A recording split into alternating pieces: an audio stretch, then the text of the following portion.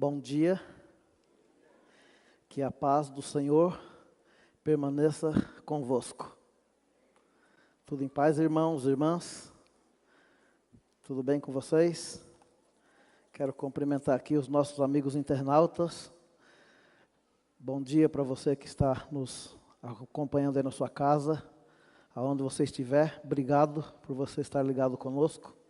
Obrigado aos irmãos e às irmãs aqui. Parabéns porque você escolheu estar no dia de Deus, na casa de Deus, para adorar o verdadeiro Deus. Hoje me acompanha aqui a minha esposa Terezinha. Levanta a mão aí, Terezinha, está aqui. A minha cunhada Andréia, está ali também. O Bruno, tudo bem, Bruno? E eu vi ali atrás a Graziela. Cadê a Grazi? Está lá atrás. Obrigado por vocês estarem aqui. Eu estou chegando de uma jornada missionária. Eu e a minha esposa saímos de casa no dia 2 de agosto. Chegamos essa madrugada aqui em Sorocaba, já 1 e quase 2 da manhã. E agora pela manhã estamos aqui prontos, dispostos em adorar a Deus. Eu vou fazer um estudo com vocês aqui, baseado em Daniel capítulo 2.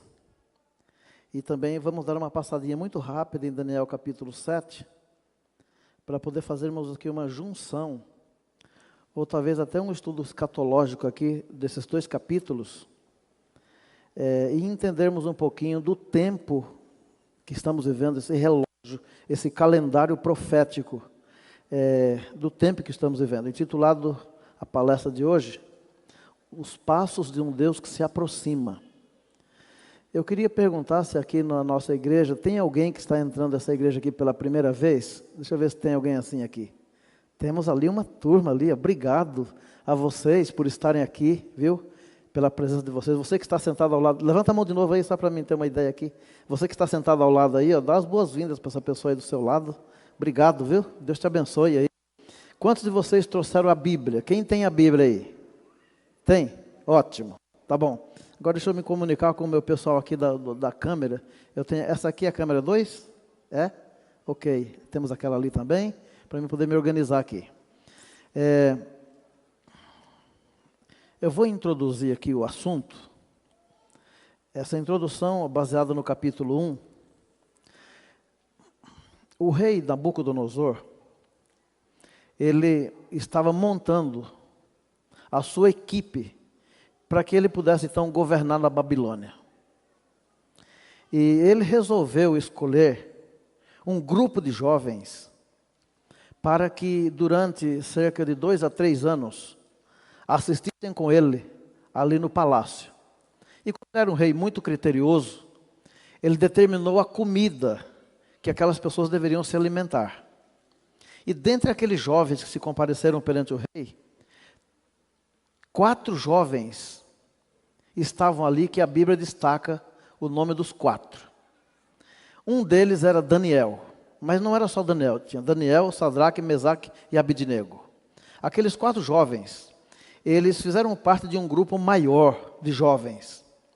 E eles então se alimentaram por uma comida especial, servida pela corte do rei ali, por cerca de 3 anos. No final, o rei foi fazer um teste de QI, de sabedoria, como se fosse hoje, na linguagem de hoje, um Enem, por exemplo. E aí, ao fazer o teste de QI, ele chegou a uma conclusão, de forma acadêmica, que Daniel, ele tinha o QI de Daniel, a sabedoria de Daniel, comparada com os demais sábios da Babilônia, era cerca de 10 vezes mais. 10 vezes mais. Aí eu fico pensando assim, né? Você imagina, você pega um grupo de sábios, só de pessoas sábias, aí dentre os sábios você faz um teste de QI, e você chega a uma conclusão que Daniel, ele era simplesmente 10 vezes mais sábio do que os sábios da Babilônia. Aí a gente pensa assim, né? Bom, então o homem era extremamente sábio. Ele era muito sábio. E então eles passaram agora a fazer parte daquele grupo de pessoas especiais ali na Babilônia. E diz a Bíblia que numa noite, o rei Nabucodonosor, ele foi dormir, e antes de dormir, ele começou a pensar no que seria depois do seu reinado, quando ele morresse. Como é que seria o futuro da Babilônia? Ele estava preocupado naquela noite. Ele foi dormir e dormiu preocupado, e lá por volta da alta madrugada, ele recebe agora um sonho, que na verdade era mais do que um sonho. Não era simplesmente um sonho. Era Deus se comunicando com aquele homem, dando a ele a resposta das suas inquietações do seu coração. Era algo assim fora do normal. Então ele dormiu, aí quando ele acorda, ele sabia que sonhou, sabia que o sonho era importante, ele sabia que aquele sonho era algo assim extraordinário, mas ele não tinha noção sobre o que ele sonhou. Você vê como é que Deus é, né? Ele deu o sonho e só deixou nele a lembrança de que era um sonho, mas nada, absolutamente nada. E então o que ele fez? Imediatamente, mandou chamar agora aqueles jovens que faziam parte ali da sua corte. E aí ele contou a história, disse, olha, eu essa noite fui dormir, eu sonhei, eu sei que o sonho é importante, mas eu não sei sobre o que sonhei. Então eu preciso de duas coisas. Eu preciso que vocês me revelem duas coisas. Primeiro, eu quero saber sobre o que eu sonhei. E segundo, eu quero saber o significado do meu sonho. Eu quero saber essas duas coisas. E já vou dizer para vocês. Se vocês me disserem o sonho e o seu significado, vocês vão receber de mim dádivas, prêmios, honrarias. Numa linguagem bem nossa, um aumento de salário e uma boa posição aqui na corte. Agora, se não me fizer saber o sonho e a sua interpretação, o seu significado, pode ter certeza de uma coisa. Agora, veja bem o que o rei diz. Eu vou mandar matar vocês, dizia ele, vou mandar matar os parentes de vocês, vou mandar derrubar a casa de vocês, vai virar monturos, eu vou acabar com a raça de vocês, dizia o rei. E ele mandava fazer mesmo, porque ele era um rei meio desequilibrado. E aí então, depois de uma boa conversa, os sábios ali do rei disseram para o rei assim, olha rei, é o seguinte, a causa que você está exigindo da gente aqui, ela é muito difícil. Rei, nunca houve na história um rei que exigisse de alguém, de algum sábio, encantador ou mago, algo semelhante ao que o rei exige. E entre os seres humanos não existe ninguém que possa revelar ao rei, dizia aqueles sábios. Aí o rei então ficou muito furioso, diz aqui o capítulo 1, e saiu um decreto. O decreto dizia o seguinte, manda matar todos os sábios da Babilônia. Agora, é interessante porque quando foi chamado para revelar ao rei o sonho e o significado, Daniel, Sadraque, Mesaque e Abednego, eles não foram convidados para revelar. Quando sai o decreto, o chefe da corte chega e ele começa a pensar assim, eu tenho aqui na minha mão um decreto para mandar matar os sábios da Babilônia. Eu começo a matar por quem? Aí, enquanto ele ponderava, veio uma ideia. Eu tenho certeza que a ideia que veio na mente dele era a ideia de Satanás. Como Deus, ele consegue tirar da ira, ele consegue fazer uma transformação numa ação maldita, numa bênção. O chefe pensou o seguinte, eu tenho um decreto, vou mandar matar, o rei me deu autorização, e então olhando aqui pelas notas, o homem mais sábio que existe aqui na Babilônia é Daniel. Então, já que eu vou começar a matar os sábios da Babilônia, eu vou começar matando primeiro o mais sábio de todos. Vou começar por Daniel. E agora, então, ele vai e procura Daniel. Quando chega lá, conta para Daniel, Daniel, vim aqui hoje dizer para você que você vai morrer. Aí Daniel perguntou, mas por quê? Aí ele contou a história. Aí Daniel falou assim, mas eu não tenho chance? Falou, olha, o decreto aqui é de morte. Daniel falou assim, não, mas me leva até a presença do rei que eu vou pedir para ele um tempo. Aí Daniel foi lá, conversou com o rei, pediu um tempo, e o rei deu para ele um tempo. E Daniel foi para casa, fez saber aos seus amigos aquela situação, e eles entraram agora, irmãos e irmãs e internautas, eles entraram agora numa corrente de oração, como diz os irmãos evangélicos, numa campanha forte de oração. Eles começaram a orar, e a oração era o seguinte: Senhor, nós estamos aqui condenados à morte. Se o Senhor não atender a nossa oração, iremos morrer, perecer na Babilônia. Está envolvendo o nome do Senhor, está envolvendo a verdade, tudo aqui. Começaram a orar. E enquanto eles oravam, numa certa noite, foi revelado a Daniel o mesmo sonho que Deus havia dado ao rei Nabucodonosor. Quando Daniel acorda, ele se lembra do sonho e do significado. E aí Daniel agora volta até o trono do rei para revelar ao rei aquele sonho e aquele significado. Bom, então agora sim, agora eu pedi para você pegar a sua Bíblia aí, para a gente poder fazer uma leitura mais rápida. Você já viu uma parte assim, bem resumidamente, no capítulo 2 agora. Pega a sua Bíblia aí, por favor. Daniel, ele se apresenta diante do rei, e aqui em Daniel capítulo 2, a partir do versículo número 31, ele começa agora a contar para o rei essa história. Vamos lá? Diz assim, verso 31. Tu, ó rei, estavas vendo, e eis aqui uma grande estátua, esta que era imensa e de extraordinário esplendor. Ela estava em pé diante de ti. A sua aparência, ou seja, a aparência da estátua era terrível. É a expressão que Daniel usou. Verso número 32. A cabeça era de fino ouro, o peito e os braços de prata, o ventre e os quadris de bronze, as pernas de ferro e os pés em parte de ferro e em parte de barro. Número 34. Quando estavas olhando, uma pedra ela foi lançada ou cortada, sem auxílio de mãos, e a pedra feriu a estátua nos pés de ferro e de barro e os esmiuçou, disse Daniel ao rei Nabucodonosor. Aí no verso 35 ele continuou dizendo: então foi juntamente esmiuçado o ferro, o barro, o bronze, a prata, o ouro, os quais se fizeram como a palha das eiras no estio, e o vento os levou, e deles não se viram mais vestígios, mas a pedra que feriu a estátua se tornou em grande montanha que encheu toda a terra. Ele contou essa história para o rei Nabucodonosor.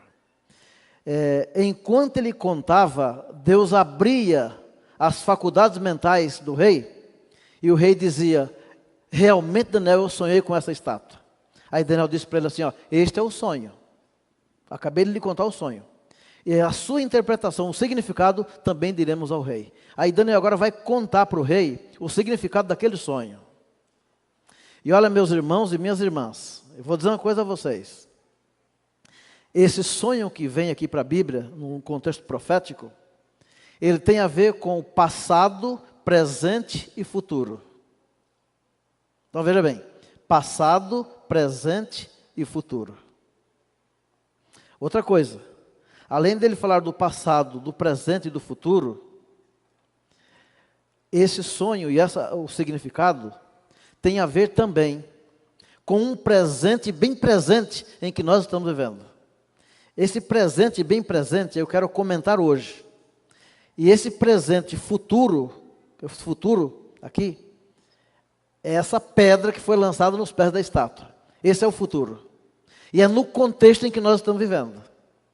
Porque, analisando o contexto profético e histórico, você sabe, qualquer pessoa que estudou um pouquinho de história vai logo entender que o nosso planeta já foi dominado por 4 poderosas nações. Deixa eu fazer um teste aqui com a igreja, e talvez com você em casa. Vamos fazer um teste aqui. Quem aqui se lembra qual foi a data que o rei Nabucodonosor assumiu o trono universal? Quem se lembra? Opa! Quem se lembra? Não? Não consegue lembrar? Você sabe que antes de Cristo a contagem era decrescente, né? Começava a contar de trás para frente. Então era assim, 605, Aí vinha 604, 603, 602, e assim ia decrescendo. Era assim que contava antes de Cristo. Quando Cristo nasceu, começou a contar assim, ó, 1, 2, 3, 2021. Aí é depois de Cristo. Então, o capítulo 2 de Daniel e o capítulo 7, são dois capítulos que são assim, na história profética, eles têm o mesmo significado.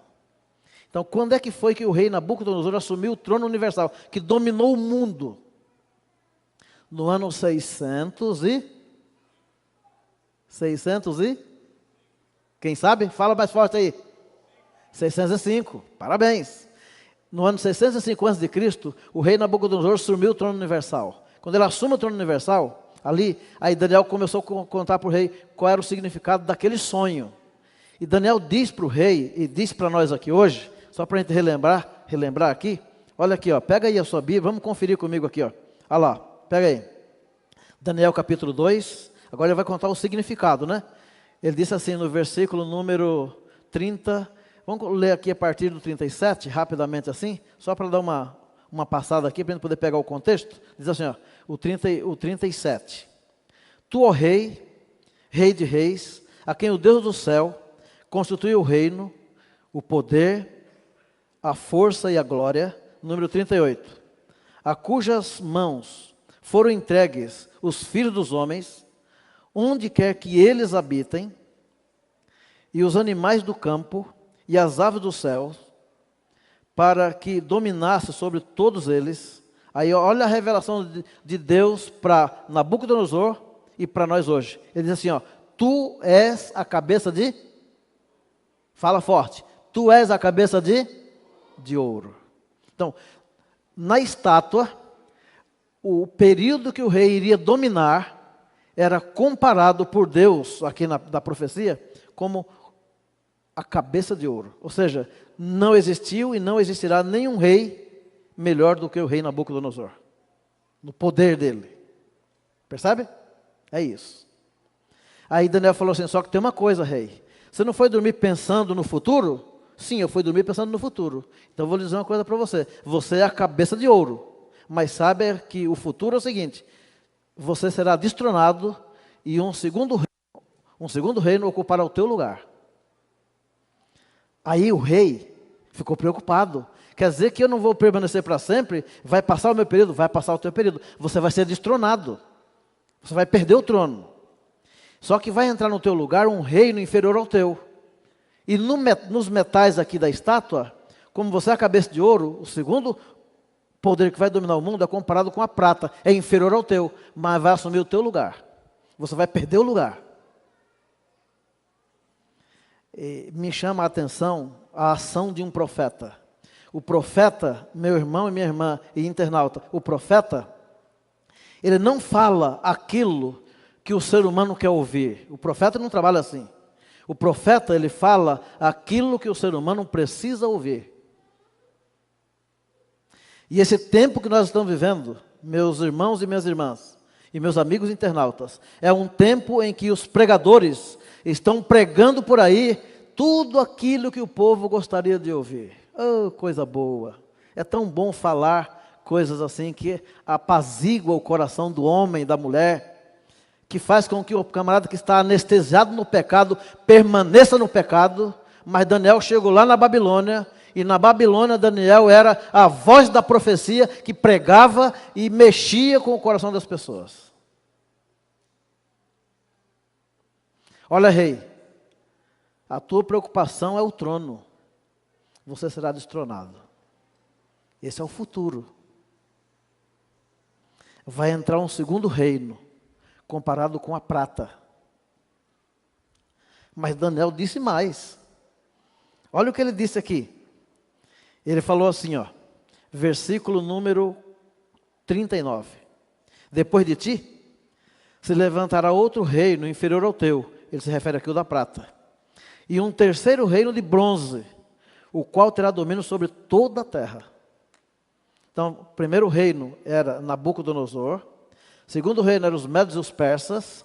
E o terceiro reino era a Grécia. Que aqui na profecia, essa aqui, como...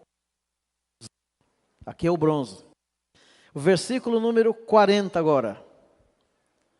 O quarto reino será forte como o ferro, pois o ferro tudo quebra e esmiuça. Como o ferro quebra todas as coisas, assim ele fará em pedaços e esmiuçará. Aí agora você percebe que aqui no versículo número 40, Daniel já está contando para o rei, lá no passado, o que aconteceria no futuro, referindo à posição do rei Nabucodonosor. Haverá um quarto reino. E esse quarto reino, aqui no verso 40, ele é comparado com o ferro. Sabe por que com o ferro? Porque o quarto reino, agora, Daniel já estava apontando para Roma. Para Roma. Roma assumiria o poder universal também. E Roma assumiria em 168 já antes de Cristo. Aí, desse período, 168 até 476, Roma dominaria o mundo. E Roma imperial, meus irmãos e minhas irmãs, dominou o mundo de tal maneira, que tudo que você imaginar de doutrinas erradas, do ponto de vista teológico e bíblico, Roma implantou nesse planeta Terra. Tudo que você imaginar. Foi um período muito, muito escuro da história da humanidade. E eu fico pensando assim, né? Tem muita gente hoje que acredita em coisas que a Bíblia nunca falou, que Deus nunca falou, que não está escrito na Bíblia, e as pessoas acreditam por causa de Roma. Quer ver uma coisa? Deixa eu fazer uma pergunta aqui, para você que está aqui no auditório, para todos nós que estamos aqui no auditório, e para você que está em casa. Deixa eu fazer uma pergunta aqui. Quem aqui foi batizado quando era bebê? Eu vou levantar a minha também, porque eu também fui. Então, esse período de 168 a.C. até 476 depois de Cristo foi o período que foi implantado essa doutrina de batizar a criança, de batizar o bebê. Esse é o período. Você quer ver uma coisa? Quem aqui já um dia orou ou rezou por uma pessoa que já morreu? Quem já fez isso? Aí, ó. Esse foi o período. Foi um período muito escuro na história espiritual dos moradores desse planeta Terra. Percebe? A gente fica pensando assim, né? Quanta coisa. Você quer ver uma coisa? Eu vou fazer aqui umas perguntas bem assim, doutrinárias mesmo. Ó, quando a pessoa morre, para onde vai? Ela vai para o céu? Ela vai para o inferno? Ela vai para o purgatório? Vai para o seio de Abraão? Ela reencarna em outro? O morto manda recado? Os vivos se comunicam com os mortos com os vivos? Então, essas ideias que existem aí sobre essa questão, essas questões aqui, são todas ideias que foram implantadas, colocadas, ensinadas na época em que Roma assumiu o trono universal, de 168 a.C. até 476 depois de Cristo. Você sabe que, de acordo com a Bíblia, quando a pessoa morre, ela não vai para o céu, ela não vai para o inferno para ser atormentada por Satanás, ela não manda recado para as pessoas. Os vivos não se comunicam com os mortos não se comunicam com os vivos. Morto não manda recado para ninguém. Aliás, quando se fala do estado do homem na morte, nós estamos vivendo num período que aqueles que dão estudo bíblico, esse é o período em que nós deveríamos dar muitos estudos bíblicos para as famílias enlutadas, não só aqui em Sorocaba, mas em todo o planeta Terra. Lá em Manaus, onde eu atuo hoje, eu fiz algumas séries só para explicar para as pessoas o estado do homem na morte, porque a pessoa perde um ente querido, ela não tem luz nenhuma para onde a pessoa vai depois que morre, e se não houver alguém que ensine a verdade para essas pessoas, nós teremos muitas famílias com problemas de depressão, problemas espirituais gravíssimos, porque a pessoa perde alguém, não sabe o que acontece depois, ninguém ensina, e alguns lugares vai ensinam tudo errado, entende? Pois é, então esse é um momento. Aqui na profecia, a Bíblia diz aqui na profecia, que esse quarto reino que dominaria o mundo, com o poder de ferro, que quebraria, esmiuçaria, que destruiria tudo, esse é o poder romano imperial. E esse mesmo poder, ele aparece ali em Daniel capítulo 7. Porque aqui em Daniel 2, é uma estátua, com 5 partes. Vamos ver se você conseguiu memorizar aí as 5 partes. Vamos lá, eu pergunto, você responde. Eu vou pedir para o meu amigo, coloca aí a estátua, que aparece as 5 partes aí, tem aí no slide, só para mim não ficar mexendo aqui. Acha aí para mim, coloca, que eu vou fazendo a pergunta, você vai me ajudando. Ó, a cabeça da estátua era de ouro. Muito bem.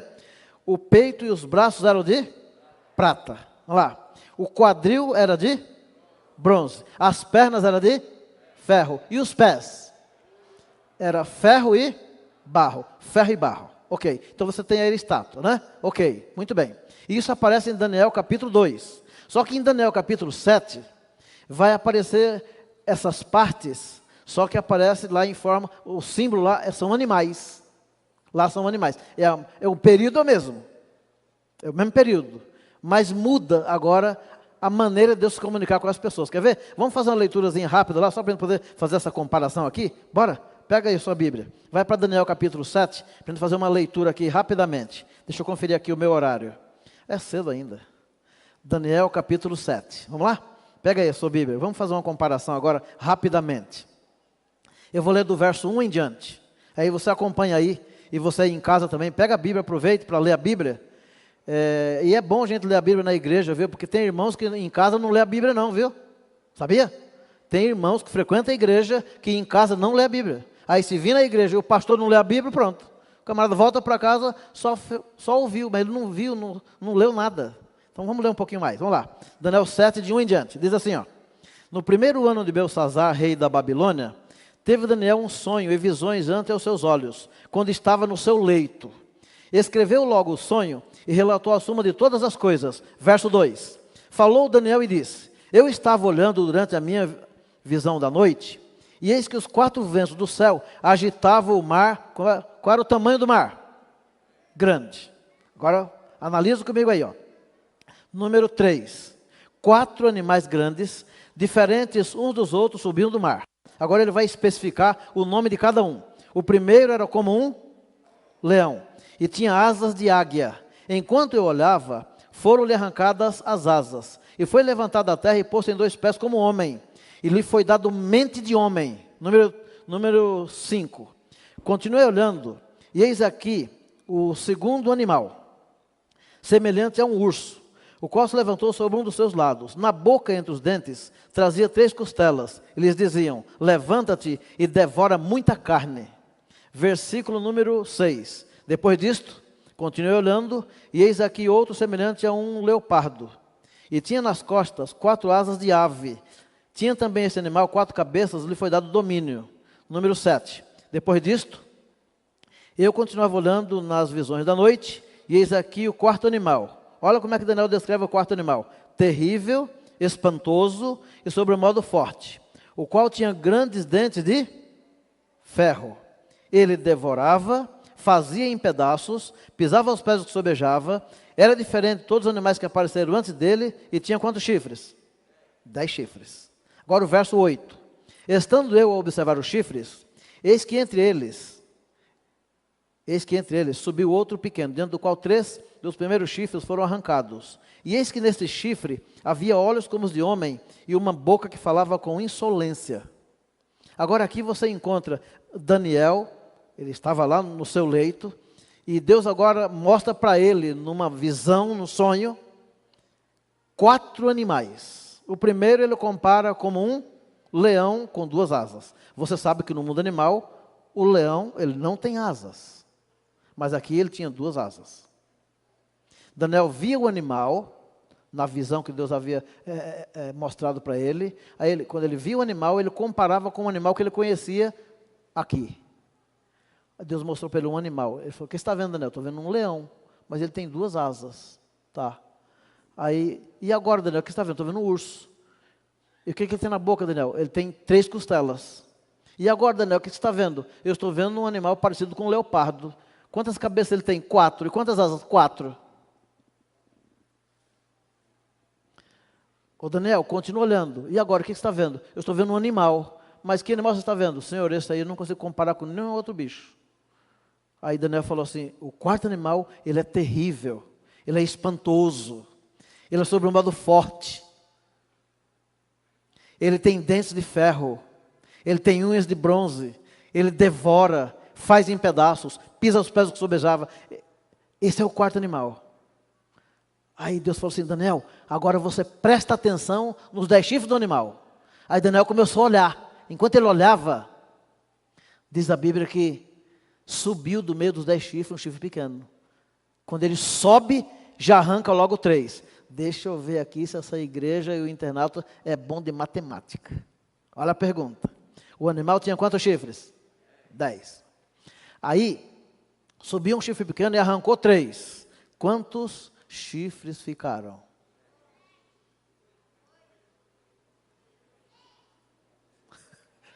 Vai contando aí. É uma matemáticazinha simples, né? Ele tinha 10. Aí dos 10, aí sai 3. Fica quanto? Mas sobe 1. 8, claro. Tá, olha, você não pode tirar. O resultado da conta é assim, são 8, né? Tinha 7, perdeu 3, tinha 10, perdeu 3, fica 7, sobe 1, 8. Aí só que Daniel falou assim: mas esse chifre que subiu, ele tinha olhos. Chifre com olhos? Chifre com olhos? Com boca?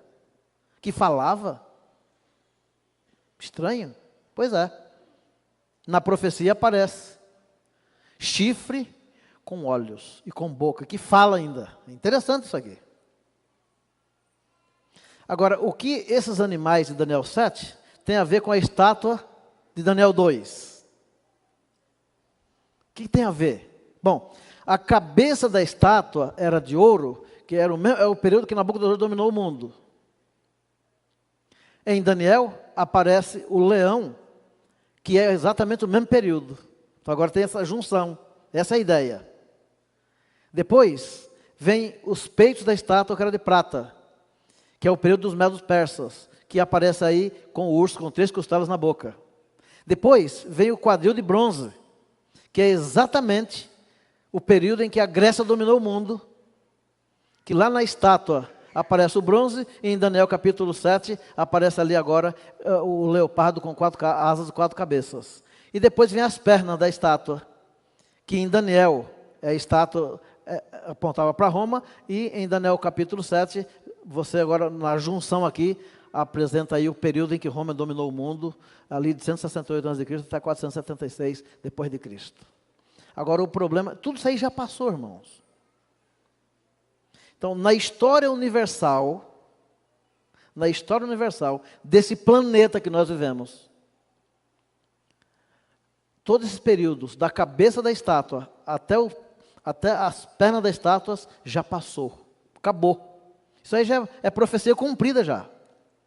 Então, qual é o período que nós estamos vivendo? É o período dos pés para frente. Para ser mais preciso, coloca para mim aí o pé da estátua. Coloca para mim o pé da estátua, ali. Está aí na sua tela. Para ser mais preciso, nós estamos na unha.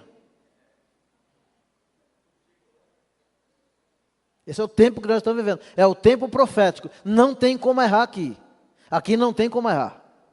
Eu vou chamar a sua atenção para Daniel capítulo 7, Daniel capítulo 2. Pega a sua Bíblia aí, só para fazer uma leiturazinha rápida aqui. Daniel capítulo 2. Olha o que foi que Deus disse para Daniel falar para o rei Nabucodonosor lá na Babilônia. Daniel capítulo 2, pega aí. Acha aí para mim o versículo número 43. 2:43. Deus disse para Daniel dizer assim, ó, Daniel 2:43. Quanto ao que viste do ferro misturado com barro de lodo, misturar-se-ão mediante casamento, mas não se ligarão um ao outro, assim como o ferro não se mistura com o barro. Olha o que Deus está dizendo aqui. Agora veja o verso 44.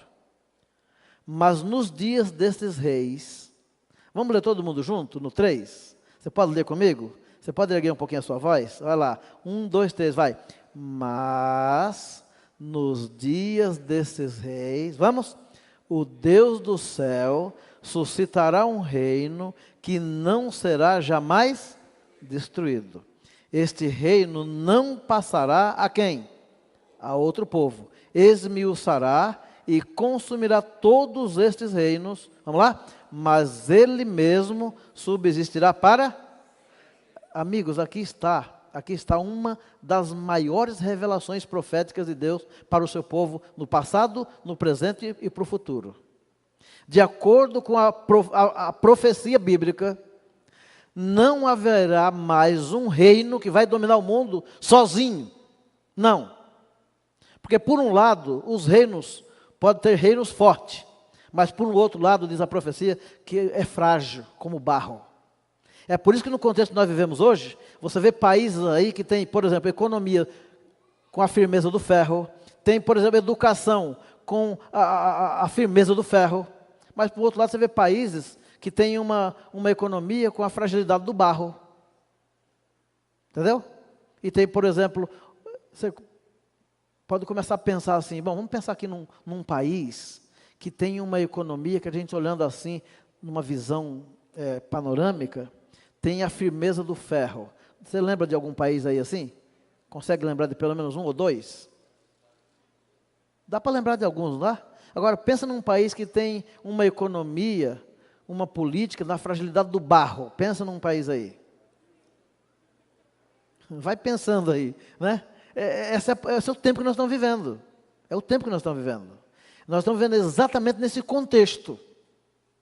Eu até deixaria aqui um conselho para a igreja, para você, amigo internauta. Nós deveríamos, irmãos, irmãs, nós deveríamos estarmos hoje lendo, estudando mais, esquadrinhando mais as profecias de Daniel e de Apocalipse. Nós precisamos nos debruçar sobre esse assunto, porque nós estamos vivendo num tempo de cumprimentos de profecias, mas de forma muito rápida. E olha, os últimos acontecimentos, eles serão rápidos demais. E por incrível que pareça, tem gente dormindo ainda na vida religiosa, na vida espiritual. Dormindo. E aí Deus fala aqui, olha, é nesses dias que Deus vai se manifestar. Nós estamos vivendo as vésperas, irmãos e irmãs, de um grande, de um extraordinário acontecimento. E sabe qual é o acontecimento? Você se lembra que na profecia, uma pedra, ela não foi lançada nos pés da estátua? Não foi lançada uma pedra lá? Foi ou não foi? Foi uma pedra.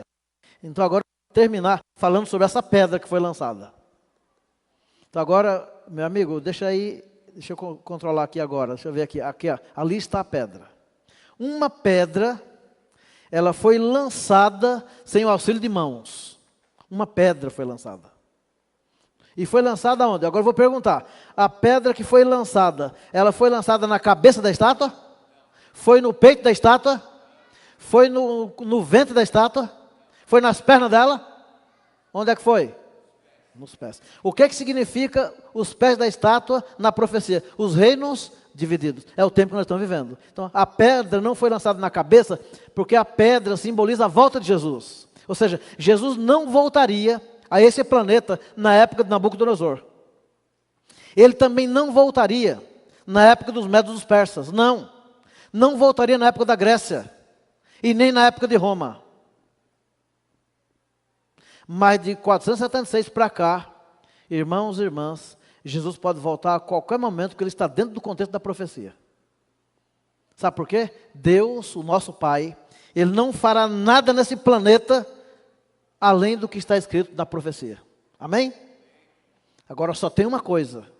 Só tem uma coisa. Quem não estuda esses assuntos vai começar a dar uma olhadinha para o panorama que nós estamos vivendo, e a pessoa vai estar dentro de uma igreja, pode estar com a Bíblia na mão, mas mais perdido do que um cego no meio de um tiroteio. Você sabe que a maioria dos religiosos não tem ideia do tempo que nós estamos vivendo. A maioria. Não tem ideia. E nós estamos vivendo em tempo solene, meus irmãos. Solene. É tempo de haver um despertamento. Mas como é que vai se despertar se não examina a Bíblia, né? Não tem jeito. Aí essa pedra, né? Vamos analisar um pouquinho essa pedra. Vamos lá, né? Diz a Bíblia que quando Cristo estava aqui na terra, vamos ler juntos aí? Você consegue enxergar daí? Dá para ver bem daqui? Dá? Vamos lá? 1, 2, 3, vai. Indo Jesus para onde ele ia?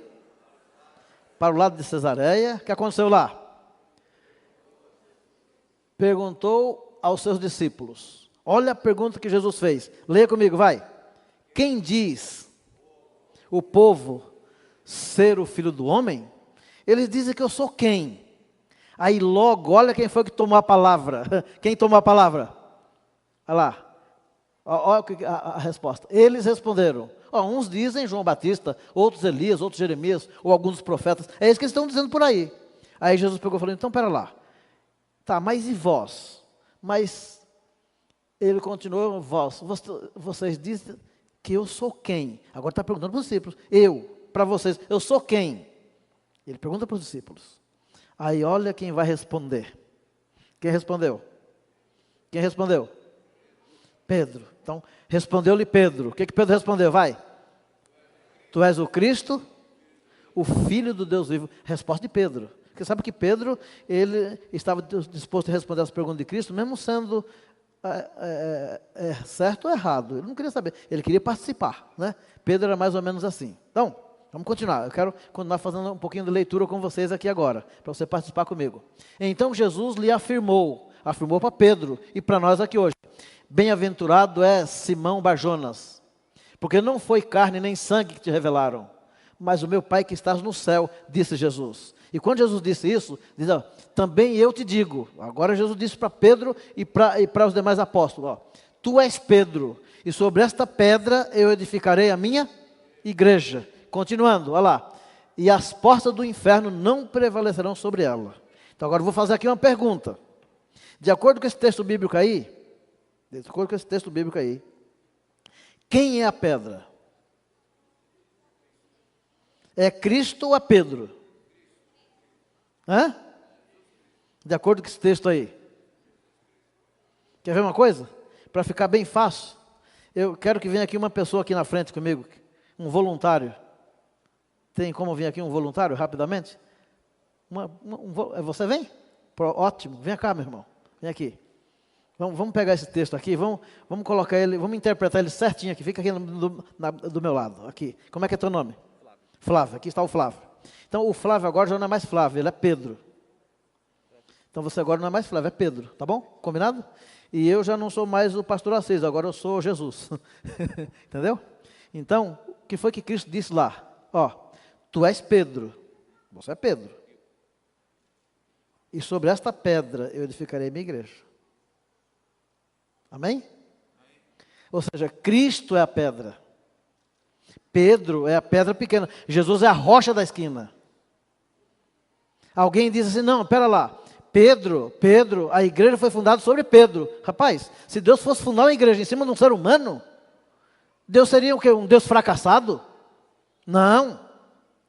Pedro não é o cabeça da igreja. Entendeu? Então aquela pedra que foi lançada nos pés da estátua, ela representava a volta de Jesus. Flávio, obrigado, viu? Quer dizer, Flávio ou Pedro? Olha lá, Flávio, obrigado. Um aceno para ele. Obrigado. Então Cristo disse assim, olha, tu és Pedro, e sobre esta pedra eu edificarei a minha igreja. Agora, para você ter uma ideia de que Cristo é a pedra, aquela que foi lançada nos pés da estátua, vou continuar aqui lendo com vocês. Olha só. Dar-te-ei as chaves do reino dos céus, e o que ligares na terra, terá sido ligado nos céus. E o que desligares na terra, terá sido desligado nos céus. Agora, olha esse texto bíblico aqui, ó. Aqui, ó. Então, advertiu os discípulos, de que a ninguém dissesse ser ele o Cristo. Você não precisa dizer. Fiquem tranquilos, só me seguem. E continuou então aqui, ó. Chegando-vos para ele, agora é Pedro dizendo. Agora Pedro é que vai dizer quem é a pedra. Chegando-vos para ele, diz o texto bíblico, a pedra que vive, rejeitada assim pelos homens, mas para com Deus, ela é o que mesmo? Eleita aí. Pois é essa pedra que representa a volta de Jesus. Aquela que foi lançada nos pés da estátua. Cristo, a pedra angular, a pedra de esquina. Olha lá, para vós outros, portanto, os que credes, é a preciosidade, mas para os descrentes, as pessoas que não acreditam, diz o texto bíblico, a pedra que os construtores rejeitaram, essa veio a ser a principal pedra angular, a pedra da esquina, a rocha, né? Outra coisa, ali ó, a pedra de tropeço, a rocha de ofensa, são estes os que tropeçam na palavra, sendo desobedientes para o que também foram postos. E aqui diz Paulo, na sua primeira carta aos Coríntios, eu queria que vocês todos lessem comigo agora, no 3, 1, 2, 3, vai. E beberam da mesma fonte espiritual, porque bebiam o quê? De uma pedra espiritual, vamos lá? Que o seguia. E como é que diz o texto bíblico? E a pedra era Cristo. A pedra era Cristo. Olha lá, ó. Edificados sobre os fundamentos dos apóstolos e profetas, sendo Ele mesmo, quem? Cristo Jesus, a pedra angular. Meus amigos, aquela pedra que foi lançada nos pés da estátua, ficou claro no passado e claro no presente, e aponta para um futuro breve, o dia glorioso da volta de Jesus. E eu vou dizer uma coisa a vocês, Jesus precisa voltar. Se Jesus não voltar, em vão será a minha e a sua fé. Outra coisa, se Jesus não voltar, nós temos que pegar a Bíblia e acabar com ela, porque a Bíblia do começo ao fim fala de que Jesus voltará aqui um dia. Outra coisa, se Jesus não voltar, irmãos, em breve não será mais possível viver nesse planeta. Ó, presta atenção. Desigualdade social em todos os aspectos, dentro e fora da igreja. Aqui ó, visão política falida. Um país sem planejamento. Olha aqui ó,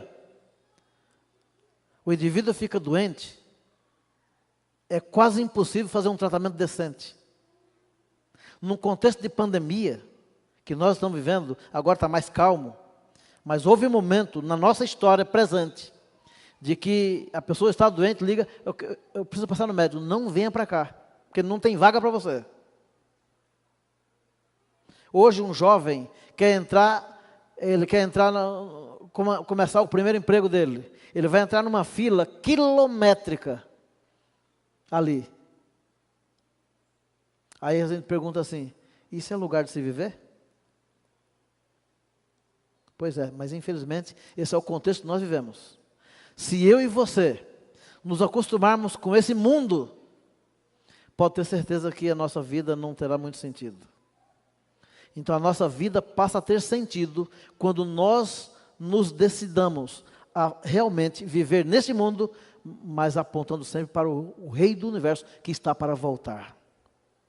Dedicar mais tempo às coisas de Deus, individualmente, estudando mais a Bíblia, ó, melhorando a comunhão com Deus.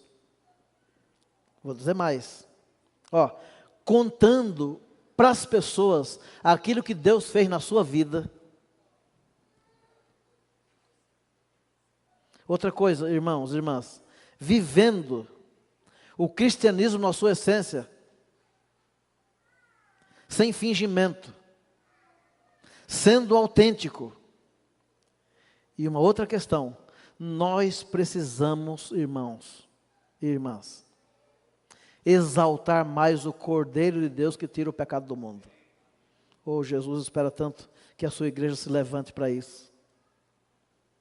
É um sonho, é o sonho de Jesus, ver o seu povo testemunhando com amor a respeito do que Ele fez por nós na cruz do Calvário.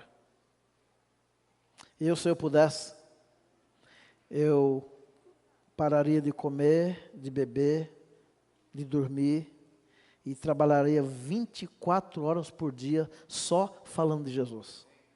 Ainda tem que separar um tempo para dormir, porque a gente não aguenta, né? A gente não aguenta. Eu disse para vocês no começo da minha fala aqui, eu estou fora de casa desde o dia 2 de agosto. Graças a Deus que a minha união liberou a minha esposa para me acompanhar nesses dias aí. Mas irmãos, o tempo passa rápido demais. Não seja um membro da igreja daqueles que, 2 pontos, vem à igreja, escuta o pastor pregar, aí vai para casa, aí agora durante a semana você trabalha igual um doido, igual uma doida lá, se mata no seu trabalho, sabe? Aí no sábado que vem volta de novo para a igreja, às vezes vem na quarta, às vezes não vem, mas essa vidinha vai e volta, só nessa mediocridade. Não, não seja desse jeito, não. Isso não é cristianismo. Você não foi chamado só para isso. Se envolva na causa de Jesus. Seja ativo, seja ativa. Você jovem, você tem talento. Deus te deu talentos, dons. Gaste-se, deixe gastar na causa de Deus. Coloque-se nos braços de Jesus. Porque um dia esse Jesus voltará para nos buscar. Amém. Graças a Deus. Eu estou me preparando para me encontrar com Jesus. Mas eu não estou só me preparando. Eu estou dedicando o meu tempo e os meus talentos para ajudar outras pessoas a se prepararem para se encontrar com Jesus quando Ele vier. Eu vou encerrar a mensagem de hoje. Eu vou encerrar fazendo um apelo para você. Para você que está aqui na igreja e para você que está aí na sua casa, você que está me assistindo aí no seu lar, entendeu? Para você que está aí, entende? Eu quero fazer um apelo para você. Sabe por quê? Porque se Jesus voltar e você se perder, meu amigo, você não vai poder dizer assim, eu não sabia. Você não vai poder dizer isso. Outra coisa, hoje você ouviu a voz de Deus. Você está tendo a oportunidade de entregar o coração para Jesus. E você, meu irmão, que está aqui, e está tendo a oportunidade de sair daqui decidido em mudar de vida. Eu vou chamar a Cris. Ela vai cantar agora. Ela vai cantar e nós vamos fazer um encerramento aqui. E eu vou fazer um apelo para você. Para você, irmão, que está aqui, que já é batizado nessa igreja. O apelo de Deus para você é para você intensificar a sua preparação pessoal para se encontrar com Jesus quando Ele vier. O apelo para você é você sair daqui decidido, decidida, em ajudar outras pessoas a se prepararem para se encontrar com Jesus quando Ele vier. Dedicar o seu tempo, seu talento, e vou dizer mais, seu recurso, suas influências, para alcançar outras pessoas. Para você que já é membro batizado nessa igreja. E para você que está aqui, talvez até pela primeira vez, que nunca foi batizado nessa igreja, sabe qual é o apelo para você? Se prepare, porque Jesus quer salvar você e a sua família. Vamos orar. Soberano Deus, Todo-Poderoso, Pai, eu sei, e nós aqui sabemos, de que o Senhor está no controle do universo. É o Senhor quem comanda, do princípio ao fim. É o Senhor que está dirigindo o teu povo nesta terra. E no meio desta pandemia, de muitas desesperanças, o Senhor é o Deus da esperança, Todo-Poderoso, que pode todas as coisas, que está nos preparando para o dia glorioso, majestoso, da volta do Senhor Jesus a este mundo. Pai, olha para este filho, para esta filha, aqui na igreja, e também nos lares, os nossos internautas. Olha para este homem, para esta mulher que está nos assistindo agora. Pai, opera um milagre, o milagre do novo nascimento, o milagre da decisão de todos se prepararem para se encontrar com Jesus quando Ele vier. Nas tuas mãos, neste momento, eu entrego meus irmãos aqui na igreja, meus irmãos que estão aqui, que estão dizendo com esta atitude: queremos intensificar a nossa preparação para nos encontrarmos com Jesus quando Ele vier. e os meus irmãos internautas, Pai. Transforma estes corações. Obrigado. Despeça-nos agora com a tua paz. Dá-nos um ótimo almoço. O restante sábado feliz. E continua conosco, Pai. Amanhã queremos voltar a te adorar, a te servir, a estar aqui na igreja. Portanto, traz para cá o teu povo, em nome de Jesus. Amém. Deus abençoe você. Então agora deixa eu me despedir dos meus amigos internautas. A você que esteve conosco aqui, obrigado. Viu? Deus te abençoe. Forte abraço.